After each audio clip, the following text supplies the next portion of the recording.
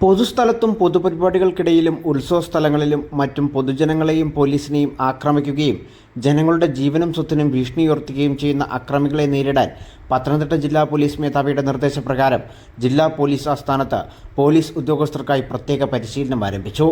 അക്രമികളെ നേരിടുന്നതിനായി പോലീസ് ഉദ്യോഗസ്ഥർക്ക് നൽകി വന്നിരുന്ന പരിശീലനങ്ങൾ കാലഹരണപ്പെട്ടതാണ് എന്ന ബോധ്യത്തിൽ നിന്നാണ് പോലീസ് ഉദ്യോഗസ്ഥർക്ക് നൂതന പരിശീലന മുറകൾ അഭ്യസിപ്പിക്കണമെന്ന തീരുമാനം ഡിപ്പാർട്ട്മെന്റ് തലത്തിലുണ്ടായത്. ഇതിന്റെ ഭാഗമായി ജില്ലാ പോലീസ് മേധാവി ആർ ആനന്ദ് IPSന്റെ നിർദ്ദേശപ്രകാരം പത്തനംതിട്ട ജില്ലാ ഹെഡ്ക്വാർട്ടറിലെ സബ് ഇൻസ്പെക്ടർമാരായ ഹരിഹരൻപിള്ള, സനൽകുമാർ എന്നിവരുടെ നേതൃത്വത്തിൽ പോലീസ് ഉദ്യോഗസ്ഥർക്കായി പ്രത്യേക പരിശീലന പരിപാടി ആരംഭിച്ചു.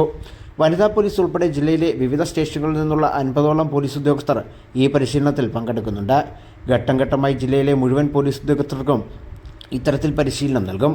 സംഘം ചേർന്നുള്ള ആക്രമണം, ആയുധം ഉപയോഗിച്ചുള്ള ആക്രമണം, കല്ലേറ്, പൊതുമുതൽ നശിപ്പിക്കൽ മുതലായ ഏതുതരം അക്രമ പ്രവർത്തനങ്ങളെയും സംഘടിതമായി ചെറുക്കാനും തടയാനും പോലീസ് ഉദ്യോഗസ്ഥരെ പ്രാപ്തരാക്കുക എന്നുള്ളതാണ് ഇത്തരം പരിശീലന പരിപാടികൾ കൊണ്ട് ഉദ്ദേശിക്കുന്നത് എന്ന് ജില്ലാ പോലീസ് മേധാവി അറിയിച്ചു. ആധുനിക രീതിയിലുള്ള body protector, shield, helmet, lathi എന്നിവ ധരിച്ചാണ് വനിതകൾ ഉൾപ്പെടെയുള്ള പോലീസ് ഉദ്യോഗസ്ഥർ പരിശീലനം നടത്തുന്നത്. ഇതോടൊപ്പം കൈകൾ മാത്രം ഉപയോഗിച്ച് അക്രമികളെ കീഴ്പ്പെടുത്തുന്നതിനുള്ള പരിശീലനവും പോലീസ് ഉദ്യോഗസ്ഥർക്ക് നൽകുമെന്നും ജില്ലാ പോലീസ് മേധാവി അറിയിച്ചു. News bureau, Pathanamthitta.